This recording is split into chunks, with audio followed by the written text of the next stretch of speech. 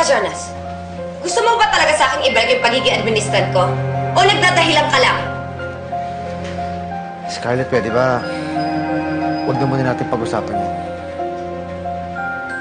Hindi pwede. Ako ang mami ni Catherine, kaya ako lang ang may karapatan sa kanya at sa mga negosyo natin. Huwag mo namang alisin sa akin kung anong dapat sa akin. Hindi mo ba narinig yung sinabi ko? Ang sabi ko, ayoko munang pag-usapan yan, di ba? Pero dapat pag-usapan natin yan. Ma'am, pasensya na po. May sakit po si Sir Jonas. Mas stress siya, hindi maganda po yun sa kanya. At sino ka naman? Secretary po ako ng doktor ni Sir Jonas. Anong pakialam mo kung sekretarya ka? Ba't nakikialam ka sa usapan namin? Pwede ba umalis ka nga?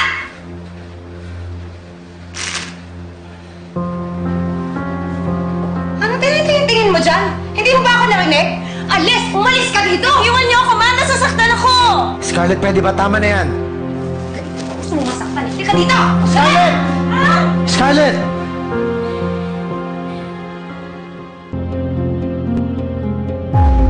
Nadi-disappoint ka ba dahil nakalaya na si Scarlett? Ayaw ba matuloy ang kasalan niyo? Benedict, hindi yun. Sa'yo ako nadi-disappoint. Alam mo naman pala, nalalaya na si Scarlett, hindi mo mula ako tinimbrihan. Jonas, hindi naman kasalanan ni Benedict. Eh kahit nga ako nabigla din ako nung biglang na-acquit to si Scarlett. Tapos ang bilis-bilis ng kaso niya, nakalabas agad siya sa kulungan. I understand. Pero hindi naman yung concern ko eh. Hindi sana nagawa ko dapat yung kailangan kong gawin para kay Catherine. Kung may nagsabi sa akin na makakalabas na si Scarlett. Ano ba kailangan mong ayusin at ako nasisisi mo? Dahil gusto kong ilipat kay Isabel ang pagiging administrant ng estate ni Catherine. Ano?